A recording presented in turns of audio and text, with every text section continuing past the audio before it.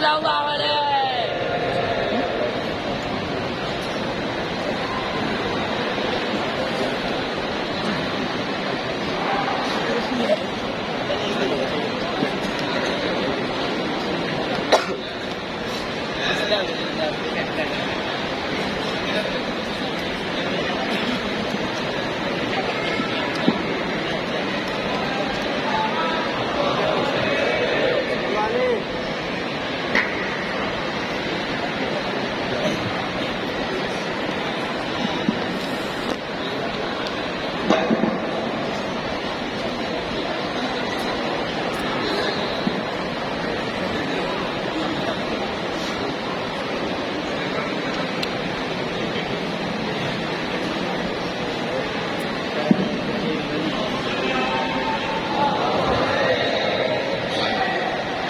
Assalamualaikum warahmatullahi wabarakatuh.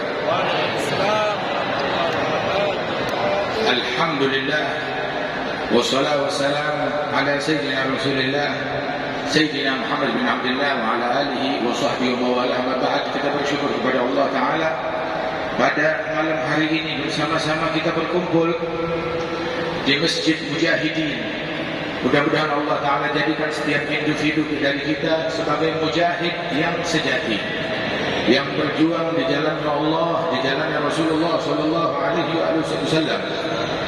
Dan mujahid yang sejati adalah yang paling meneladani Nabi Muhammad, yang bermakmum kepada Nabi Muhammad, yang menjadikan imamnya Nabi Muhammad Sallallahu Alaihi Wasallam. Maka dia adalah mujahid yang sejati.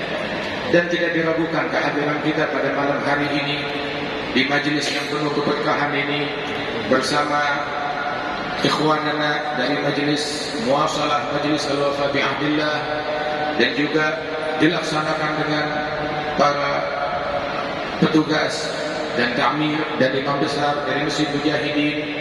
Dan di sini hadir tengah-tengah kita Bapak Wakil Gubernur dan juga perwakilan dari TNI dan Polri dan segenap para guru-guru, para ulama, para habaib, para tokoh dari Pontianak dan Kalimantan Barat ini, dan juga khusus di tengah-tengah kita hadir Sultan Pontianak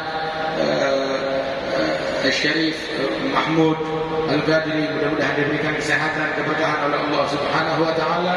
Dan juga yang kita muliakan guru kami Al-Habib Ali bin Abi Bakar bin Syekh bin Ahmad bin Syekh Habib Bakar bin Salim. Mudah-mudahan Allah Ta'ala berikan berkah di dalam kehadiran kita ini. Amin ya Rabbal Alamin. Rasul Sallallahu Alaihi Wasallam sebagaimana dikatakan sifat dan perangai beliau, walam yazal lil haqqi fi ijtihadi wa ba'da fard al-ghazwi wal jihadi ma garra fi dhillin wala biladi illa ala al-kuffar fi qitali wa ma madha حتى أقام الدين فصار سهلا واضحا مبينا فلم تخف أمته فتونا بل عصموا في الجمع عن ضلال والخلفاء بعده والعترة بهم مع القرآن مستمرة ملته محفوظة من فترة على الهدى دأبا بلا انفصال.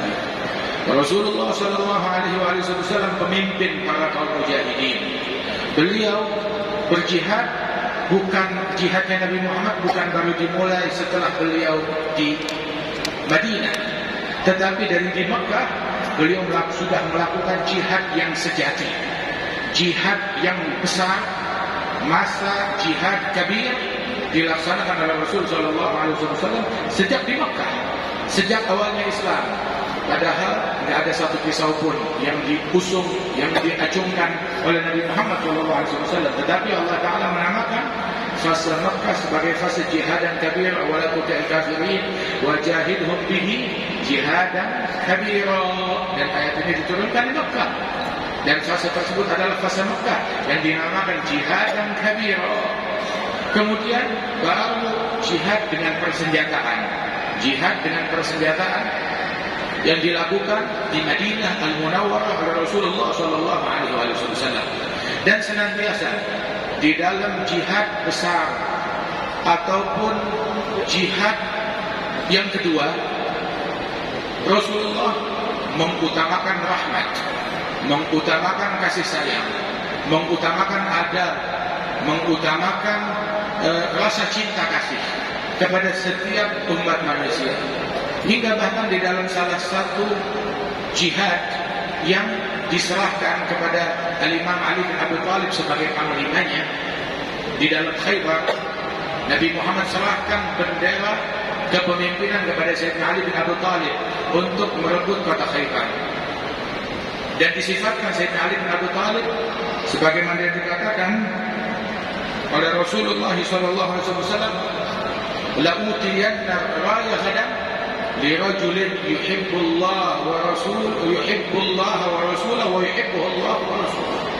Besok bendera kepemimpinan ini untuk memimpin pasukan akan saya berikan kepada orang yang cinta kepada Allah dan Rasulnya dan dicintai oleh Allah dan Rasulnya, dan diberikan kepada Sayyidina Ali bin Abi Thalib.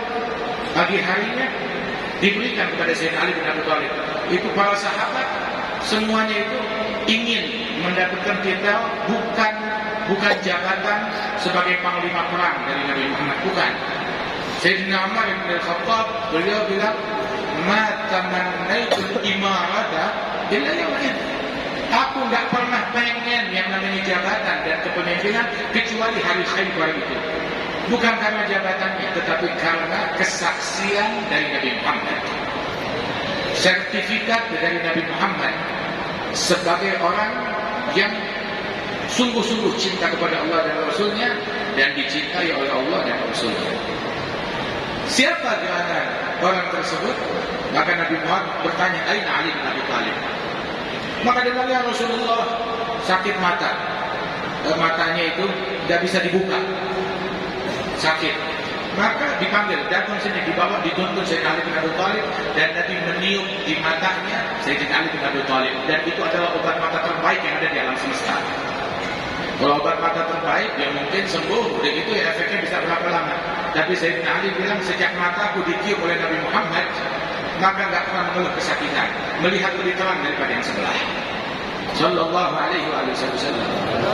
Apa pesan Nabi kepada mujahid sejati ini yang cinta kepada Allah dan Rasulnya dan dicintai oleh Allah dan Rasulnya? Apa pesannya?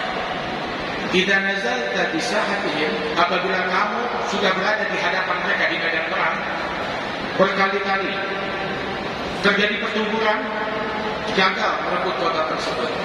Ini udah kali yang kesekian diserahkan, udah kali yang sekian baru dipegang oleh Imam Ali bin Abi Thalib. Artinya ya langsung perang-perang saja sudah. Tetapi tetap diingatkan oleh Rasulullah, apabila kamu berada di medan mereka, maka ud'uhum ila Allah wa Rasulih. Ajak mereka kepada Allah dan Rasulnya. Syekh Al-Albani bilang, apa itu mau mendakwah saat itu? Tapi memang Nabi Muhammad diutus da'iyan ila Allah bi'idzni. Memang diutus sebagai pendakwah sejati. Bahkan di medan perang pun itu mau mendakwah. Terus Nabi berpesan, la ayyadiyallahu bika rajulan wahidan khairun laka min humrin na'am. Engkau memberikan hidayah kepada satu orang saja ikut jalan hidayah lebih baik daripada engkau memenangkan kota, negeri atau meraih harta rampasan perang seisi dunia. Kata Rasulullah sallallahu alaihi wasallam. Dan inilah mujahid yang sejati. Pesan rahmat dan ingin semua orang dapat hidayah, ingin mengevakuasi semua manusia, itu yang dilakukan oleh mujahid sejati. Dan kita yang hadir di tempat ini adalah tujuannya apa? Kalau kita bukan ingin menjadi mujahid yang asli, yang sejati, yang sebenarnya mujahid, yang di mata Allah sebagai seorang mujahid. Itu para sahabat mengatakan, barang siapa yang mengatakan kalau orang hadir majlis menuntut ilmu bukan fisabilillah, maka naqasa min aqli. Berarti ada yang naqas dalam akalnya kurang, akalnya defisit. Kehadiran kita di majlis ada fisabilillah, di jalannya Allah Subhanahu wa taala, dan ini adalah salah satu bentuk jihad di jalannya Allah Subhanahu wa taala. Kehadiran kita di majlis ilmu, di majlis zikir, kehadiran kita dalam memakmurkan masjid, mengemban dakwahnya Rasul sallallahu alaihi wasallam, ini merupakan bagian daripada jihad yang diajarkan oleh Rasulullah sallallahu alaihi wasallam. Justru kemenangan dan kesuksesan dan kejayaan di dalam jihad dicontohkan oleh Rasulullah sallallahu alaihi wasallam. Nabi orang yang indah, salatnya indah, siwaknya indah, Itu Sayyidatuna Aisyah bilang, akhir hayatnya Rasulullah bersiwak. Saya nggak pernah melihat orang bersiwak seindah momen bersiwaknya Rasulullah di akhir hayatnya. Begitu juga jihadnya Nabi indah. Nah kalau kita orang Islam, umatnya Nabi, anggotanya Nabi Muhammad. Kalau kita bilang jihadnya Nabi indah, ya dibilang kamu double standar, ya kamu tidak objektif. Akan tetapi hal ini pun dinyatakan oleh lawan yang berperang melawan Nabi Muhammad Sallallahu Alaihi Wasallam. Ketika Nabi Muhammad berada di dalam suatu jihad, kemudian selesai daripada jihad tersebut, musyrikin berhasil dipukul mundur. Nabi dalam perjalanan pulang dan pasukan kelelahan, beristirahat di sebuah kebun di bawah pohon yang rindang. Nabi mengambil di bawah pohon yang lebih privasi, agak jauh daripada sahabat. Kemudian setelah itu, rupanya ada musuh yang ada peperangan tadi, orang musyrik penasaran, ingin mengambil kesempatan untuk membalas dendam. Dia memata-matai melihat ada momen untuk membunuh Nabi Muhammad. Dia hampiri Nabi Muhammad yang lagi tidur, diambil pedangnya Nabi yang tergantung di pohon dan dihunuskan ke arah Nabi Muhammad. Kemudian dia berkata, ya Muhammad, siapa yang bisa menyelamatkan kamu dari pedangku ini? Maka Nabi dengan tenang, dan ini mukmin harus tetap tenang, jangan mudah terpancing, jangan mudah panik. Nabi Muhammad dengan tenang, dengan kalem, tetap dengan keyakinan yang besar kepada Allah Ta'ala. Beliau ditanya, siapa yang bisa menyelamatkanmu dari pedang ini? Maka dia menjawab, Allah. Orang itu gemetar, pedangnya jatuh. Diambil oleh Nabi. Kalau sekarang siapa yang bisa menyelamatkan kamu dari pedang? Itu orang ketakutan. Dan dia berkata, Kun khaira akhir. Jadilah engkau wahai Muhammad sebaik-baiknya penakluk, sebaik-baiknya pemenang. Terus Nabi bertanya, kamu udah kalah kan, udah ditundukkan, dan melakukan kejahatan terbesar. Apa kejahatan terbesar? Percobaan pembunuhan terhadap Nabi Muhammad. Nggak ada kejahatan dosa maksiat yang lebih gede dari itu. Percobaan pembunuhan terhadap kekasih Allah. Kira-kira balasannya apa dari Nabi Muhammad? Nabi bertanya, aku sulit. Kamu ada niat mau masuk Islam? Bilanglah, walakinni la uqatilu. Saya nggak ada niat masuk Islam, akan tetapi saya nggak bakal melayani kamu lagi setelah ini. Cukup kaya. Maka Rasul mengatakan, kita pergi, kamu bebas. Pulang ke kampungnya, orang-orang kampung yang tadi perang ini udah pulang, kecuali dia dinanti-nantikan apa yang orang terbunuh atau mati. Nggak lama dia datang, ditanya, dari mana kamu datang? Apa testimoninya? Setelah jumpa dengan Rasulullah, ini kafir harbi, melakukan kejahatan yang terbesar, upaya percobaan pembunuhan terhadap Nabi Muhammad. Apa testimoninya tentang Rasulullah di medan perang? Testimoninya tadi bilang apa? Ditanya, kamu datang dari mana? Dia bilang, ji'tu min 'indi khairin nas. Aku datang dari manusia terbaik. Aku baru saja datang pulang habis jumpa dengan manusia yang paling baik di alam semesta. Siapa? Nabi Muhammad Sallallahu Alaihi Wasallam. Keindahan jihadnya Nabi. Dan Nabi Muhammad di dalam melakukan hal demikian sama sekali nggak kurangin haknya jihad. Justru beliau menjunjung tinggi jihad, dan jihad yang asli yang sebenarnya itu yang dia jalankan oleh Nabi Muhammad. Kita nggak tahu jihad kecuali jihadnya Nabi. Kita nggak tahu perjuangan kecuali perjuangannya Nabi Muhammad. Dan jihad yang sesuai dengan jihadnya Nabi itu jihad. Yang nggak sesuai ya bukan jihad. Sholat yang sesuai dengan sholatnya Nabi, nah itu sholat. Yang beda dengan sholatnya Nabi Muhammad itu bukan sholat. Shallu kama ra'aitumuni usolli. Sholat seperti kalian lihat kami sholat. Begitu juga puasa, begitu juga haji, begitu juga jihad. Seperti jihadnya Rasul Sallallahu Alaihi Wasallam. Kita nggak tahu yang lain kecuali itu. Sehingga Rasul dalam jihadnya, beliau pesan kepada sahabat, ini mujahidin, berkata kepada mereka, jangan bunuh anak kecil, jangan bunuh kaum wanita, musuh yang sudah kabur jangan dikejar, kasih kesempatan mereka untuk berpikir, kali bakalan bertaubat, bakalan masuk Islam, kasih kesempatan. Itu jihadnya Nabi. Terus juga ketika masuk ke satu negeri, ke satu kota, jangan ganggu orang yang ada di pasar atau orang yang dalam kesibukan mereka gak ada kaitannya dengan pertempuran. Jangan mengganggu pendeta di kuilnya atau di gerejanya, jangan diganggu. Kata Rasulullah sallallahu alaihi wasallam. Bahkan Nabi bilang, la tatamannu liqa al-adu. Jangan berharap kepengen jumpa musuh, pengen habisin musuh. Jangan berharap begitu. Tapi kita disuruh berharap musuh dan hidayah. Ini jihadnya Nabi Muhammad sallallahu alaihi wasallam. Dan jihadnya Nabi Muhammad sallallahu alaihi wasallam saat perang Uhud, kita tahu sahabat banyak yang mati, banyak yang terbunuh. Datang satu orang kepada Rasulullah, ya Rasulullah, teman kita luka, teman kita mati, teman kita terbunuh. Sumpahin musyrikin, laknat mereka. Maka Nabi bilang, ma bu'ithtu la'anan wala sabbaban. Saya diutus oleh Allah bukan tukang laknat, bukan tukang caci maki. Lagi megang pedang, lagi berperang, perang, tapi caci maki bukan profesi saya.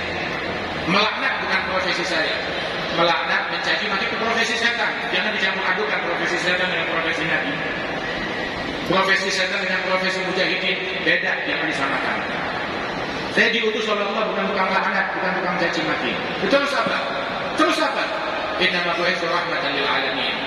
Saya diutus oleh Allah sebagai rahmat, kasih sayang bagi alam semesta. Sallallahu alaihi wasallam.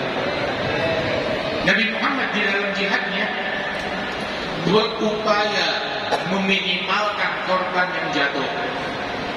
Dalam kurun waktu pertempuran yang dilakukan oleh Rasulullah 9 tahun, 10 tahun, bahkan dari awal Islam hingga akhir Islam. Dari awal Islam hingga Rasulullah wafat. Dari awal Islam hingga Rasulullah wafat. Itu dihitung oleh sejarah sebagaimana disampaikan oleh Syekh Al-Azhar Umar. Jumlah korban yang terbunuh, yang terjatuh dari awal Islam sampai wafatnya Rasulullah. Jumlah korban yang terbunuh dalam medan perang itu kurang dari 3.000 orang.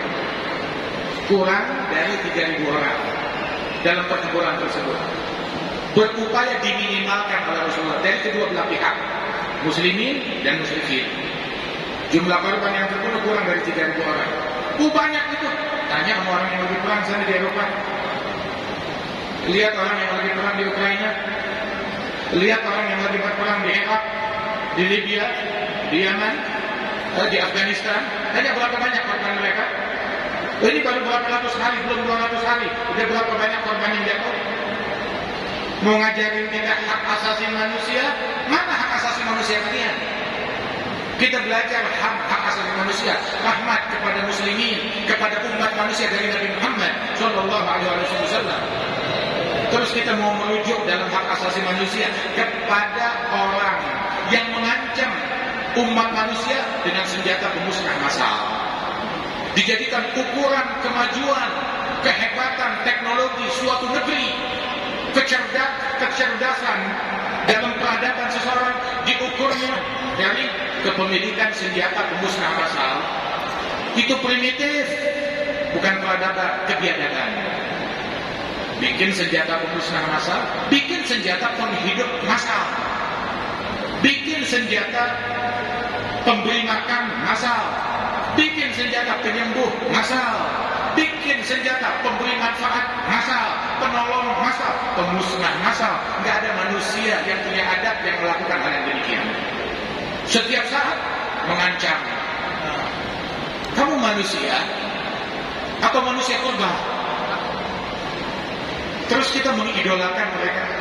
Kita bilang mereka orang berpikiran maju, mereka berperadaban maju, mereka primitif yang berperadaban maju. Nabi Muhammad sallallahu alaihi wasallam yang memaafkan orang yang ingin membunuhnya.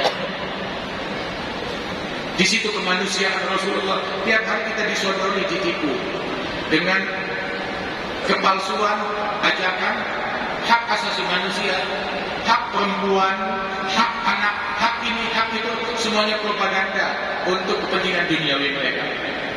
Tanyakan mana haknya perempuan di negeri-negeri yang mereka jajah tersebut, yang mereka nodai. Mana haknya wanita, mana haknya anak-anak, mana hak asasi manusia.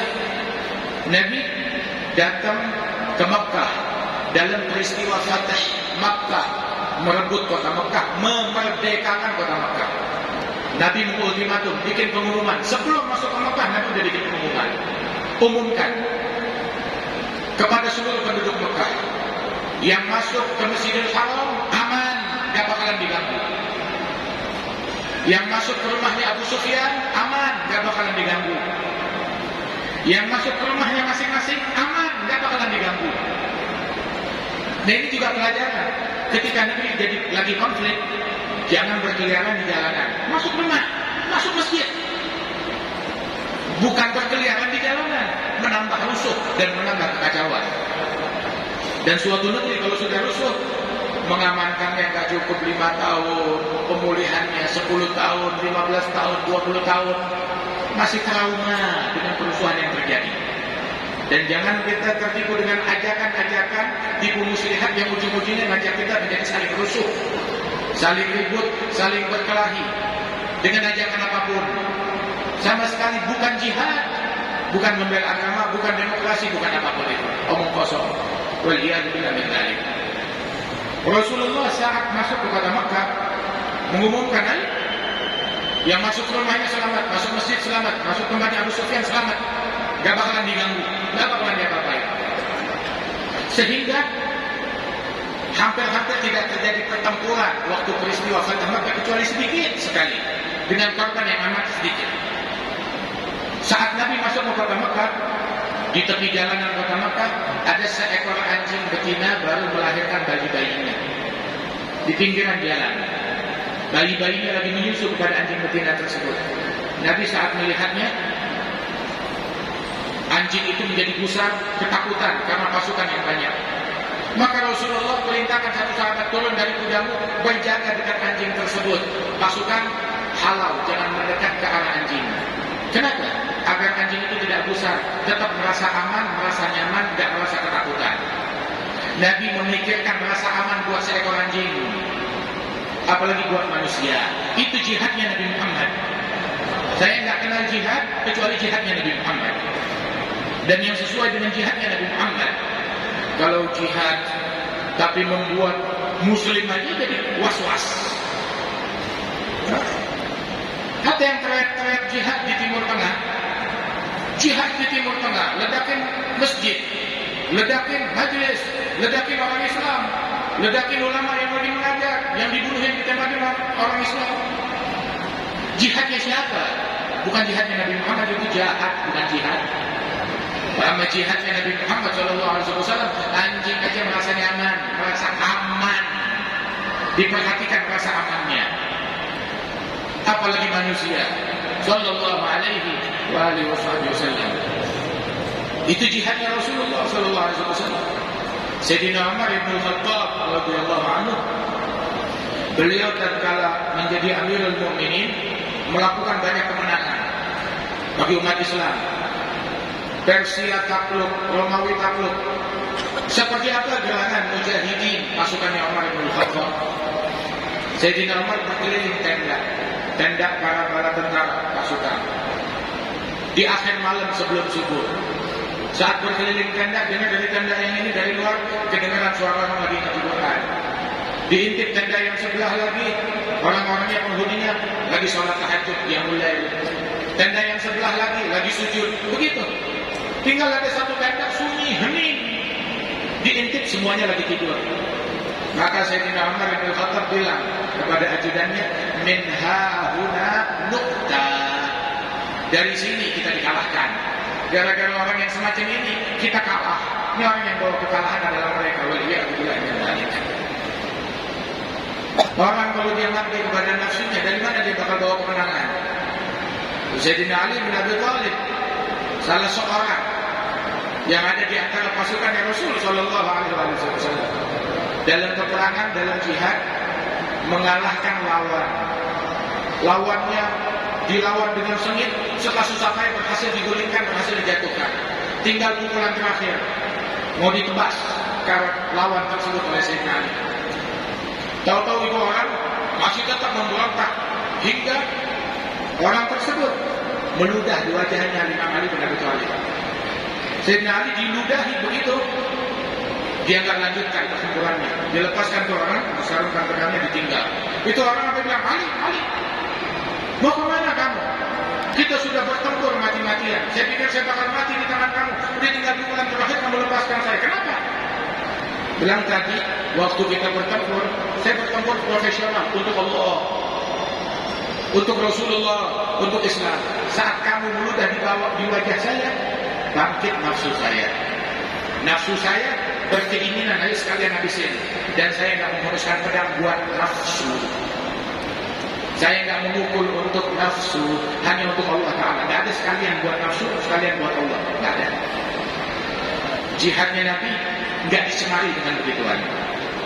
Sallallahu alaihi wasallam. Jihad nggak mengakomodir ambisi seseorang, nafsu seseorang, ego seseorang, obsesi duniawi seseorang. Itu bukan jihad. Bukankah itu yang menjual jihad, yang membuat umat manusia porak-poranda di berbagai tempat dengan segala ucapan dan slogan yang diucapkan. Jihadnya Nabi Muhammad tidak mengenal cacian, tidak mengenal makian. Lihat pasukan yang dikirim oleh Sayyidina Abu Bakar As-Siddiq untuk memerangi Musailamah Al-Kadzdzab, memerangi Nabi palsu. Saat pasukan tersebut pergi ke Yamama memerangi Musailamah Al-Kadzdzab, apa slogan mereka? Apakah yang menjadi hot topik di kalangan pasukan? Musailamah penipu, Musailamah pendusta, Musailamah gini dan gitu. Nggak ada gosip tentang Musailamah di kalangan pasukan. Di kalangan pasukan yang beredar apa? Dalam pertempuran yang beredar di tengah-tengah pasukan muslimin apa? Nggak ada cacian, nggak ada makian, nggak ada gosip, nggak ada kata-kata buruk. Yang beredar adalah wa Muhammadah. Itu yang beredar. Itu slogan mereka. Itu ucapan mereka. Mau melawan orang yang paling jahat sekalipun, yang disebut bukan orang jahat, yang disebut wa Muhammadah sallallahu alaihi wasallam. Itu mujahidin sejati. Mulutnya nggak nyebut hal-hal yang buruk. Yang disebut di mulutnya adalah kebaikan dan hubungannya dengan Rasul sallallahu alaihi wasallam. Salahuddin Al-Ayyubi di dalam merebut Baitul Maqdis yang berhasil beliau rebut pasukannya dan kaum muslimin di masanya yang membela beliau. Apa hot topic yang beredar di kalangan pasukan mujahidin? Bukan tentang kebobrokan pasukan salib ataupun mereka penguasa-penguasa yang ada di Baitul Maqdis, tidak. Tetapi yang dikumandangkan maulidnya Nabi Muhammad, sirahnya Nabi Muhammad. Beliau menulis surat kepada para salatin, sultan-sultan muslimin di pelosok daerah, bantu kami. Dengan apa? Propaganda, caci maki orang muslimin. Bukan. Tetapi bantu kami dengan bacakan Sahih Al-Bukhari di kalangan para ulama di masjid-masjid, di tempat-tempat ilmu. Sahih Al-Bukhari, berita tentang Nabi Muhammad yang disebarkan di kalangan umat. Itu yang diviralkan. Yang diviralkan Nabi Muhammad, bukan yang lain. Kenapa? Sebab mereka mujahidin, bukan mujahidin. Mereka orang-orang yang berjihad, bukan orang-orang yang berbuat jahat. Yang keluar dari mulutnya nggak ada kejahatan, nggak ada keburukan, semuanya kebaikan. Radhiyallahu anhum wa radhiyallahu ajma'in. Mujahid di zamannya Nabi Muhammad SAW tahu seperti apa? Itu waktu Nabi Muhammad pulang dari jihad, tahu-tahu mereka berlihat pasukan beristirahat di satu tempat. Nabi nanya, siapa yang meronda, siapa yang berjaga, biar yang lain istirahat. Maka ada dua orang meronda bersama satu sahabat Al-Ansari, Abbad bin Bishr Al-Ansari. Dia berjaga meronda. Maka Abbad bertanya bersama kawannya, siapa yang jaga duluan? Kamu tidur, saya jaga atau bagaimana? Akhirnya Abbad bilang gini, saya jaga, kamu tidur istirahat. Maka saya Abbad meronda berjaga. Rondanya bukan main kartu, rondanya bukan update status, rondanya bukan buka-buka medsos, apalagi nonton hal-hal pornografi. Rondanya bukan melihat video-video propaganda ataupun video-video yang provokatif. Rondanya bukan nonton yang tidak-tidak. Rondanya apa yang dilakukan oleh Abbad bin Bashir? Beliau berdiri menghadap kiblat, dia sholat witir. Sholat. Dan temannya tidur di sebelahnya. Mereka sholat di tempat yang agak tinggi. Sambil meronda, sambil sholat. Rupanya ada pasukan musyrikin yang mengendap-endap mau menuntut balas. Melihat kesempatan, nah ini ada dua orang, yang satu tidur, yang satu lagi berdiri. Kesempatan untuk dilemparkan anak panah. Dipanah oleh pemanah musyrik tersebut. Dia lontarkan panah, kena ke bagian tubuh yang tidak mematikan dari Sayyidina Abbad bin Bishr yang lagi sholat. Abbad bin Bishr terkena anak panah, dia putus sholatnya. Dicabut, dibuang. Lanjut sholat. Dilempar anak panah lagi, cabut lagi, buang. Sampai 3, 4, 5 anak panah. Darah mulai mengalir. Itu orang yang lagi tidur, dia terbangun karena dinginnya darah. Berasa. Apa ini basah? Melihat darah. Abbad bin Bishr bercucuran darah, tetap lanjut dalam sholatnya. Itu orang musyrik ketika melihat temannya bangun, dia kabur lagi. Itu temannya Abbad bin Bishr bilang, ini manusia atau siapa? Dipanah, dia nggak berhenti, nggak memutus sholatnya, dia melanjutkan sholatnya sampai selesai. Begitu selesai, ya Abbad, kenapa kamu nggak bangunin saya? Dari sejak anak panah pertama. Maka Abbad bin Bishr bilang, maunya sih begitu, cuma saya tadi lagi asyik baca surat Al-Kahfi dan saya enggan memutusnya, cuma gara-gara anak panah. Enggan memutusnya gara-gara anak panah. Ada mujahidin di zamannya Nabi Muhammad. Ada mujahidin di zamannya Nabi Muhammad sallallahu alaihi wasallam. Mujahid mulutnya bau rokok. Mujahid mulutnya bau minuman keras. Mujahid matanya merah gara-gara obat-obatan narkoba. Mujahid mulutnya caci maki. Mujahid mulutnya zikir, mulutnya Quran. Ada mujahid, bukan cacian, bukan makian, bukan hal-hal yang provokatif. Ada mujahid yang sejati. Mujahid nggak sembahyang. Mujahid nggak sembahyang. Mujahid sholat, sembahyang. Mujahid anjing aja merasa nyaman, merasa aman dengan keberadaannya, apalagi manusia.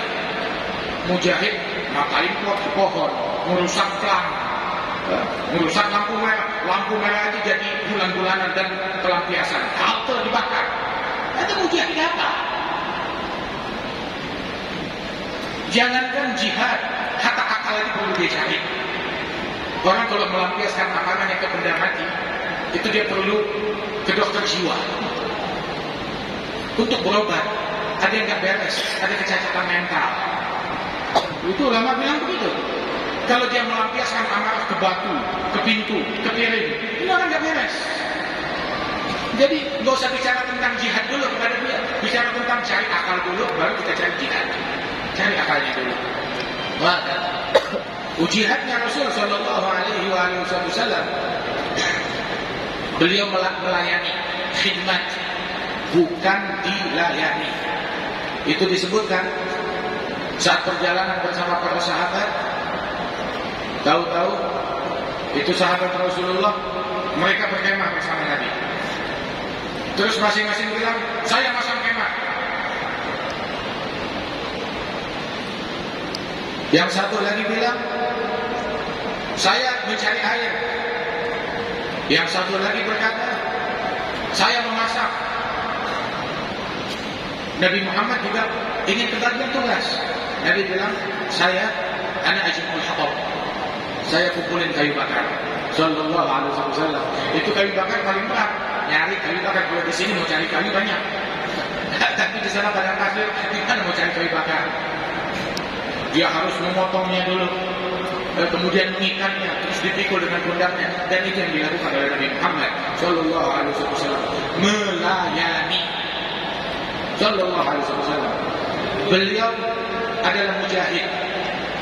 Tatkala masih di Hira, beliau adalah mujahid. Tatkala pulang ke rumahnya Siti Khadijah, beliau adalah mujahid sejati.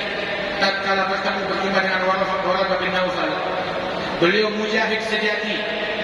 Tatkala berdiri memanggil orang-orang Quraisy memperkenalkan Islam, beliau mujahid sejati. Saat dilempari di Taif, Beliau mujahid sejati saat beliau diboikot di Syiah Bani Hashim. Beliau mujahid sejati saat ditaruh duri di jalanannya. Beliau mujahid sejati saat dicekik lagi tawaf di Ka'bah, dicekik dari belakang sampai kehabisan nafas. Beliau mujahid sejati mulai dari sejak saat tatkala beliau sujud diletakkan jerawan isi hewan sembelihan itu, jerawannya isi perutnya ditaruh di kepalanya Nabi Muhammad sallallahu alaihi wasallam, dan beliau mujahid sejati di momen tersebut. Saat beliau berhijrah sebagai mujahid, di Gua Thur sebagai mujahid, datang ke Madinah sebagai mujahid, wafatnya sebagai mujahid sallallahu alaihi wasallam. Sungguh kalau orang bilang mujahid jihad cuma menghunuskan pedang doang, picik. Berarti orang kayak begini kapan jihadnya? Tidak jihad-jihad. Dari sekarang berjihad jangan telat subuh. Berjihad, paksakan diri kita bangun qiyamul lail, tahajud, bangun 15 menit sebelum subuh sudah di atas sejadah. Jihad. Kemuliaan apa yang dimiliki oleh orang yang mengklaim saya mujahid tapi tiap hari kupingnya dikencingi oleh iblis? Kemuliaan apa yang dia punya? Nabi bilang ketika ada seseorang yang bangun, dia baru bangun setelah adzan subuh, zaka bala syaitan fi udhunik. Orang itu telinganya dikencingi syaitan. Pejuang apa? Yang tiap hari dia pasang telinganya jadi kakusnya setan. Setan mempermainkan dia. Dikencingi anjing masih lebih mulia daripada dikencingi syaitan. Waliyadzubillah min dzalik. Mujahid sejati bangun malam tahajud. Mujahid sejati silaturahmi, jangan mutusin silaturahmi. Mujahid sejati birrul walidain, enggak durhaka. Mujahid sejati dia menata waktunya. Tiap hari mesti baca Quran, walaupun 1 juz ataupun setengah juz ataupun 1/4 juz. Mujahid sejati sholat duha. Mujahid masih dalam perjuangan, dengan perjuangan apa namanya, dalam perjuangan yang keras dengan sholat subuh. Masih belum menang-menang sama sholat subuh, termenang tak kalah. Mujahid apa yang dia punya? Ayo jihad yang sebenarnya di rumah kita. Mujahid sejati, tontonan di rumah kita apa yang ada? Handphone anak gadis kita apa isinya? Berkenalan, berpacaran dengan orang-orang yang bukan muhrim. Yang mujahid, anak gadisnya jalan dengan yang bukan muhrim, gandengan tangan dengan yang bukan muhrim. Mujahid apa yang ada di situ? Jadilah kita keluar dari musim mujahidin menjadi mujahid yang sejati. Mujahid jaga mulut dari yang haram, jaga mata dari yang haram, jaga telinga dari yang haram. Mujahid, ayo di malam, bagaimana keadaanmu di akhir malam? Ada mujahid yang sejati. Kalau mujahid nunggu hunuskan pedang, berarti itu orang nggak ada jodohnya sama jihad sama sekali. Kita mau kamu dari lahir menjadi seorang mujahid dengan menjalankan ajaran dan sunnah dan adab dan akhlaknya Rasulullah Sallallahu Alaihi Wasallam. Mujahid sejati adalah yang pandai menghunuskan siwak sebelum menghunuskan pedang. Siwak aja nggak punya, kok yang dia pegang? Mau jihad apa? Mujahid sejati, sejadahnya mana? Siwaknya mana? Qurannya mana? Mujahid, Fatihahnya berantakan. Mujahid Fatihahnya salah-salah. Salat fardu nggak sah kecuali dengan Fatihatul Kitab. Mana Fatihahnya dia? Jadilah kita mujahid yang sejati. Alhamdulillah, kita hadir di tempat ini di dalam sebuah majelis, masya Allah, kerjasama bersama majelis-majelis taklim yang ada dari ikhwanana, majelis Al-Wafa di Abdillah, majelis Al-Muwasalah, dan juga dengan para asatidzah yang ada di Pontianak ini. Alhamdulillah. Yang jelas satu saya bilang, ini kehadiran kita malam ini, kumpulnya kita malam ini dengan para guru-guru, para asatidzah, para tokoh, para habaib. Kehadiran kita yang saya yakin Habib Umar pasti gembira. Iya, gembira. Saya tadi bilang sama Habib Ali, ini Habib Umar lihat ini bakalan gerang banget, gembira, bakalan senang sekali. Saya dari awal pesan, mau hadir boleh, tapi tolong bilang sama ikhwan, ayo kita bikin hadir majelis sama-sama, kerja sama-sama. Kenapa? Tujuannya satu, guru kita gembira. Dan kalau ada guru kita gembira, Nabi Muhammad gembira. Di dunia ini ada orang yang kalau dia ridho, Rasulullah ridho. Yang kalau dia ridho, Allah Ta'ala ridho. Ada orang-orang tertentu yang seperti itu. Cari orang tersebut dan cari ridhonya. Itulah kemenangan yang sejati. Ya Rabb, mudah-mudahan Allah Ta'ala jadikan kita malam ini kita tertidur dalam keadaan Rasulullah ridho, dalam keadaan Rasulullah ridho, dalam keadaan Rasulullah ridho. Apabila Rasulullah ridho, Allah ridho kepada kita. Alhamdulillah, kita kumpul di majelis ini.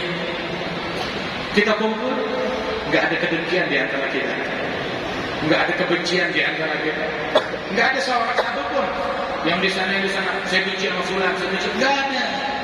Ikhwan ala sururin mutababidin wa naza'na ma fi sudurihim min ghil. Kami cabut kebencian, kedengkian dari hati mereka. Para saudara yang saling bersaudara, berhadap-hadapan duduk saling cinta satu sama lain. Orang macam begini, kalau kematian sekarang menjemput dia, udah gak pakai transit mana-mana, langsung masuk surga Allah Subhanahu wa Ta'ala dengan hati yang bersih. Itu abdal ummati, kata Nabi Muhammad, wali-wali abdal dari umatku. Mereka itu mendapatkan kedudukan tinggi bukan dengan banyaknya sholat. Iya, sholatnya banyak, puasanya banyak, tapi bukan itu faktor yang membuat mereka menjadi wali besar, dicintai oleh Allah Subhanahu wa Ta'ala. Akan tetapi dengan rahmat dan kasih sayang mereka terhadap setiap muslim, dengan kebersihan hati mereka, keselamatan batin mereka, di hatinya gak ada dengki kepada orang. Dengan itu mereka meraih kesuksesan yang abadi.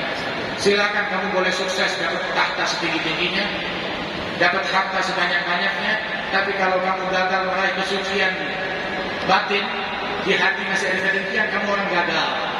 Setinggi apapun yang kamu capai, tetapi sesusah apapun kamu, serendah apapun jabatanmu, tetapi kamu tidak ada dengki kepada muslim manapun, kamu adalah orang yang sukses, orang yang berhasil, orang yang berjaya, pejuang yang sejati. Mudah-mudahan Allah telah berikan kejayaan dan kesuksesan kepada kita sekalian. Tapi kalau kita mau sukses, ayo perhatikan kaum wanita kita. Mereka udah tutup aurat dengan benar atau belum? Pergaulannya mereka bersama siapa? Kalau dulu orang kalau nggak keluar rumah ya udah ketahuan udah. Tapi sekarang nggak keluar rumah dia bisa berkawan sama orang, sama orang Yahudi dia bisa berkawan. Hatta sama orang yang nggak benar dia bisa berkawan. Oh, ini tantangan zaman kita. Orang dikasih teknologi, tetapi adakah akal di dalam yang menggunakan teknologi tersebut? Adakah akhlak, adakah iman di dalam penggunaan teknologi tersebut? Mudah-mudahan Allah Ta'ala bekali keluarga kita dengan istiqamah, dengan ketakwaan. Agar kita keluar dari majelis ini melainkan dosa kita diampunkan, derajat kita diangkat, dan didekatkan kita kepada Allah, kepada Rasulullah Sallallahu Alaihi Wasallam, dan hajat kita diijabah oleh Allah Subhanahu Wa Ta'ala. Allahumma ja'al jam'ana hadha jam'an marhuma, warubana min ba'dihi tafarruqan ma'suma, la taj'al fina wala minna wala ma'ana syaqiyan wala mahruма, ihdina bihudak, ij'alna mimman yusari' fi ridhak, wala tuwallina waliyan siwak, wala taj'alna mimman khalafa amraka wa 'asak. Hasbunallahu wa ni'mal wakeel, wala hawla wala quwwata illa billahil 'aliyyil 'azim. Sallallahu ala sayyidina Muhammadin an-nabiyil ummi wa ala alihi wasallam. Wa akhiru da'wana alhamdulillah.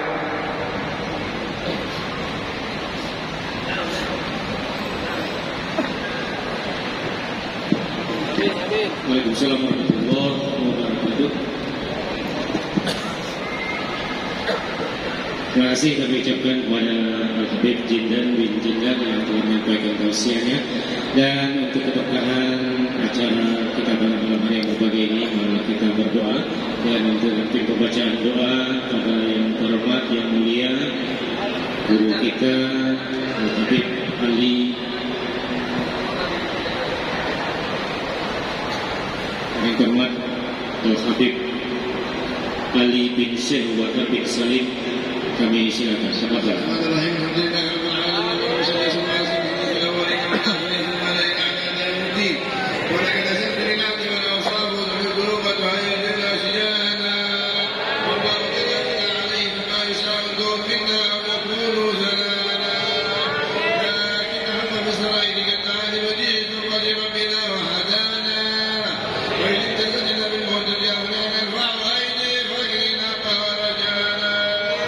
للواحد الأحد العلي إلهنا